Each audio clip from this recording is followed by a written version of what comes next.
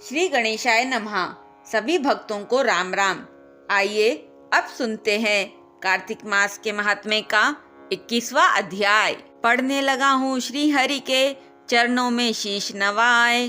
कार्तिक महात्म का यह 21वां अध्याय। राजा पृथु ने पूछा, हे देवर्षि, मैंने सुना है कि जय और विजय भी भगवान विष्णु के द्वारपाल है। उन्होंने पूर्व जन्म में ऐसा कौन सा पुण्य किया था जिससे वे भगवान के समान रूप धारण करके वैकुंठ धाम के द्वारपाल हुए। तब नारद जी ने कहा, हे राजन, पूर्व काल में तृणविंदु की कन्या देवहूति के गर्भ से महर्षि कदम की दृष्टि मात्र से 2 पुत्र उत्पन्न हुए।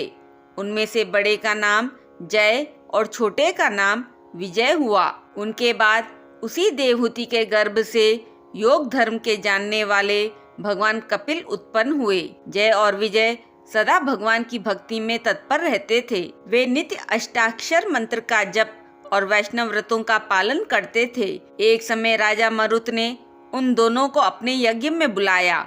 वहां जय ब्रह्मा बनाए गए और विजय आचार्य। उन्होंने पूरी विधि विधान से यज्ञ करवाया। यज्ञ के अंत में राजा मरुत ने उन दोनों को बहुत सारा धन दिया। धन लेकर दोनों भाई अपने आश्रम पर आ गए। जय ने कहा, भाई, इस धन को बराबर बराबर बांट लिया जाए। पर विजय ने कहा, नहीं, जिसको जो मिला है वह उसी के पास रहे।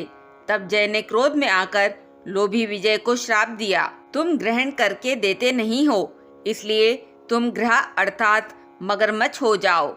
जय के श्राप को सुनकर विजय ने भी श्राप दिया कि तुमने अहंकार से भ्रांत होकर श्राप दिया है, इसलिए तुम मातंग अर्थात हाथी की योनि में जाओ।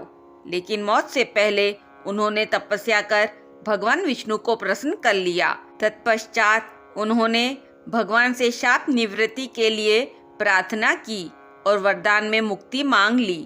तब श्री विष्णु भगवान ने कहा, तुम मेरे भक्त हो, तुम्हारा वचन कभी असत्य नहीं होगा। तुम दोनों अपने ही दिए हुए इन शापों को भोग कर फिर से मेरे धाम को प्राप्त होंगे। ऐसा कहकर भगवान विष्णु अंतर्ध्यान हो गए और इसलिए अगले जन्म में उन्हें पूर्व जन्म का स्मरण था। तदंतर वे दोनों गंड नदी के तट पर घ्रा और गज हो गए। उस योनि में भी उन्हें पूर्व जन्म का स्मरण बना रहा और वे दोनों भगवान विष्णु के व्रत में तत्पर रहे। किसी समय वह गजराज कार्तिक मास में स्नान के लिए गंड नदी पर गया तो उस समय ग्रह ने अपने श्राप को स्मरण करते हुए उस गज के पैर को पकड़ लिया। ग्रह से पकड़े जाने पर गजराज ने भगवान विष्णु की स्तुति की।